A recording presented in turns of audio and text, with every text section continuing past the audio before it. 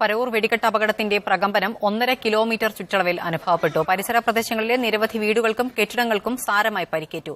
വീടുകളിലുണ്ടായിരുന്ന സ്ത്രീകളും കുട്ടികളും ഉൾപ്പെടെ നിരവധി പേർ ഇപ്പോഴും ദുരന്തത്തിന്റെ നടുക്കത്തിലാണ്. അല്ലമിൻ തയ്യാറാക്കിയ പ്രത്യേക റിപ്പോർട്ടിലേക്ക്. സംഭവം നടക്കുമ്പോൾ വീടിനുള്ളിലുണ്ടായിരുന്നു സ്ത്രീകളും കുട്ടികളും അടക്കമുള്ളവർ. ഈ സംഭവം നടക്കുമ്പോൾ വീടിനുള്ളിലുണ്ടായിരുന്നു. ഏതാണ്ട് അവരുടെ ഒരു പ്രതികരണം അല്ലെങ്കിൽ എന്തായിരുന്നു അവരുടെ ഒരു അനുഭവമെന്ന് അവരോടൊന്ന് ചോദിച്ചു നോക്കാം. കാരണം ആയിരങ്ങളായിരുന്നു ഇവിടെ തമ്പടിച്ചിരുന്നത് ഈ വെടിക്കെട്ടും കമ്പക്കെട്ടും കാണുന്നതിനായിട്ട്. അതിൽ നിരവധി പേർക്ക് പരിക്ക് പറ്റിയിരിക്കുന്നു. അപകടത്തിന്റെ ഭീതിതമായ ഒരു അവസ്ഥ, അതിന്റെ ഒരു ദുരന്തം, നാടിനെ നടുക്കിയ ഈ ഒരു ദുരന്തം അത് കിലോമീറ്ററുകൾ അകലെ അതിന്റെ പ്രകമ്പനം എത്തി എന്നുള്ളത് തന്നെയാണ് ഈ ദുരന്തത്തിന്റെ ഏറ്റവും വലിയ ഒരു ദാരുണമായിട്ടുള്ള സ്ഥിതിവിശേഷവും. ഈ വീട്ടിലുണ്ടായിരുന്ന, നമ്മളിപ്പോൾ ഈ കാണുന്ന വീട്ടിലുണ്ടായിരുന്ന, അപകടം നടക്കുമ്പോൾ വീടിനുള്ളിലുണ്ടായിരുന്ന ചിലർ ഇവിടെയുണ്ട്. അവരോട് നമുക്ക് അഭിപ്രായങ്ങൾ ചോദിച്ചു നോക്കാം. എന്തായിരുന്നു അവരുടെ ഒരു പ്രതികരണം എന്നുള്ളത്. 3 വീടുകൾ അകലെ പോലും ഇതിന്റെ പ്രകമ്പനത്തിന്റെ, അപകടത്തിന്റെ, ഒരു സ്ഫോടനത്തിന്റെ ഭീതിതമായിട്ടുള്ള കാഴ്ചകൾ പ്രകടം തന്നെയാണ്. വീടുകളുടെ ഗ്ലാസ് ചില്ലുകളും അതുപോലെ വാതിലുകളും കോൺക്രീറ്റ് എല്ലാം ഇത്തരത്തിൽ തകർന്നിരിക്കുന്നു. വീടുകളിലുള്ളവർക്കും അതിന് മുകളിലുള്ളവർക്കും ഒക്കെ തന്നെ പരിക്ക് പറ്റുന്ന ഒരു സാഹചര്യം ഉണ്ടായിരുന്നു. ഈ സംഭവം നടക്കുമ്പോൾ നിങ്ങൾ വീട്ടിലുണ്ടായിരുന്നോ?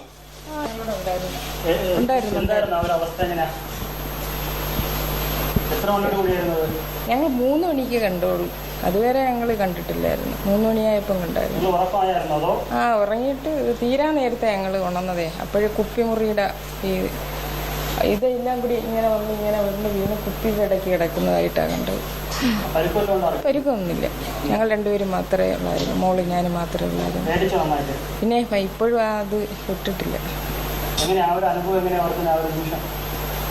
എന്തായാലും ഭൂമി ഉലുപ്പമാതിരി തോന്നി, തീകോളമാതിരി ഇങ്ങനെ വരുന്നത്.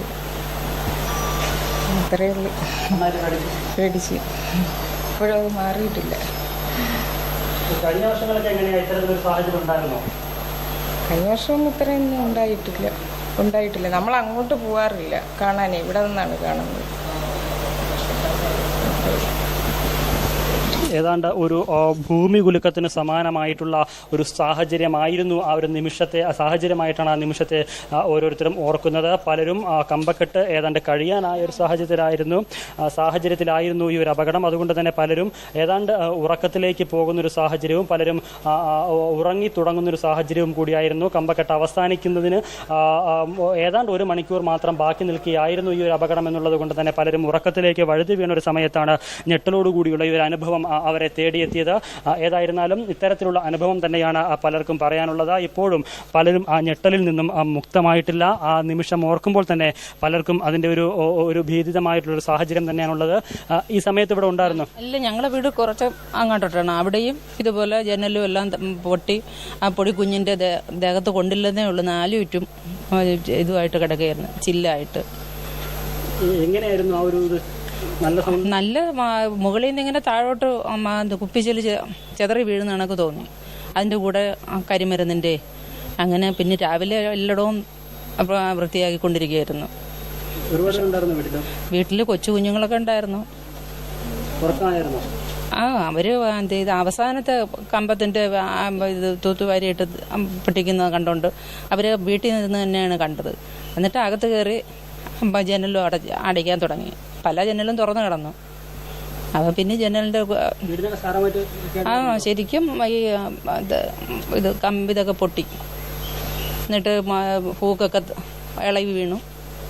ഇത് ആ വീടാണെന്ന് പറഞ്ഞാൽ ഇതിന്റെ കുറച്ച് അങ്ങോട്ടോട്ട് പോയിട്ടാണ്. അവിടം വരെ അതിനപ്പുറത്തോട്ടും പോയെന്നാണ് പറയുന്നത്.